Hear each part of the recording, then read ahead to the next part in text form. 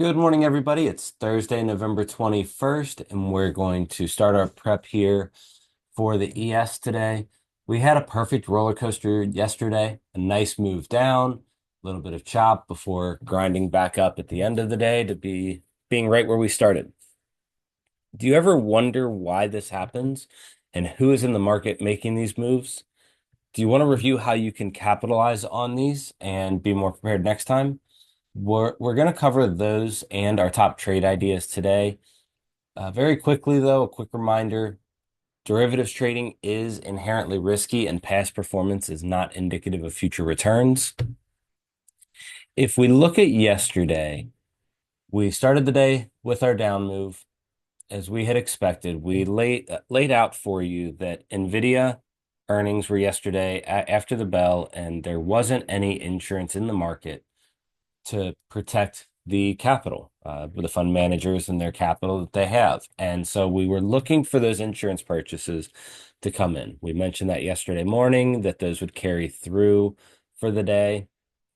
And we saw that right at the open as money managers went from neutral on insurance to overinsured by about 60%. And that overinsurance played out in our moves and in the earnings report. We have gone over that in other videos where if there's too much insurance purchased ahead of a major storm, then no matter how bad the storm is, there's going to be a big influx of capital to rebuild. And that's basically what happened yesterday. It didn't matter what the number was going to be from NVIDIA. The market was positioned with too much insurance, and we were going to see some support come in just inherently because of that. So we made our move lower yesterday on the insurance purchases to our low rotational zone and stopped just shy of our low end target at 58.77. We stopped at 58.80. Then we re-entered our rotational zone and moved to our pivot back up to 36. And the early down move again was from the insurance premiums coming in as everybody saw the storm coming and then they wanted to buy their insurance.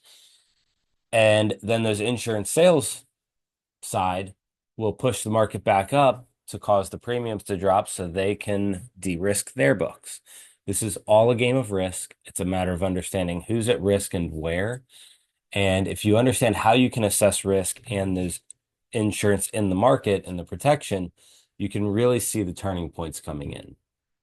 We laid out several trades yesterday and in the morning, and several showed up. We had the nice short at the open, then the long back over 90 for our move back up, and then we could get long at 08 as well. So we had all of our trades showing up yesterday. Very nice, easy day. Now, if we look at what happened in the overnight session here, we had big difference from what's happened earlier in the week. So earlier in the week, it's been a push up sideways into London and then a move back lower, push up sideways and down. Same thing yesterday. Today, that's different. And so that shows us a change in the order flow, a change in the risk, and a change in the bias from a positioning standpoint and a flow standpoint. So longer term commercials are still short based on our COT. Our short-term market makers are risk neutral, and without any major catalyst the next couple of days, we have jobless claims and consumer sentiment, but nothing to the extent of a CPI or NVIDIA.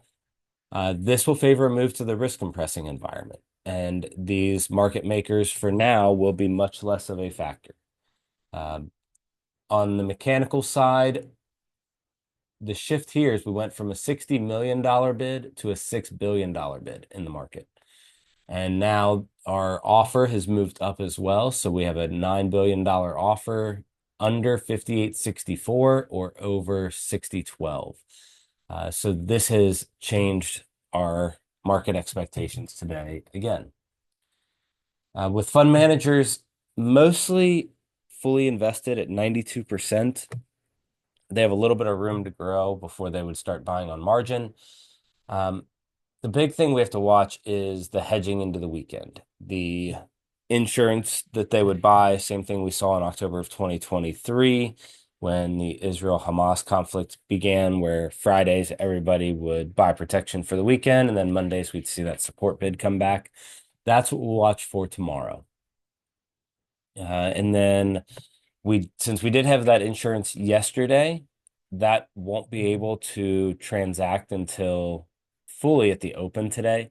So that's what we're going to watch for today, is those residuals of the insurance in the market coming back out.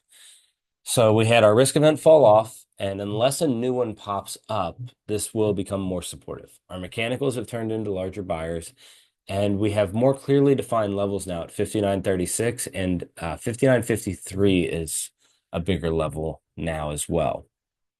Over those, and we're much more clear for the upside.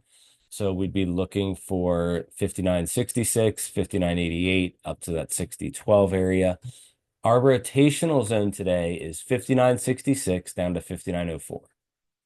That's where we're looking for rotational price, and getting outside of that, we will look directional. If we get over 59.66, our pivot's the same as yesterday, 59.84, 88 area with a target of 6,008.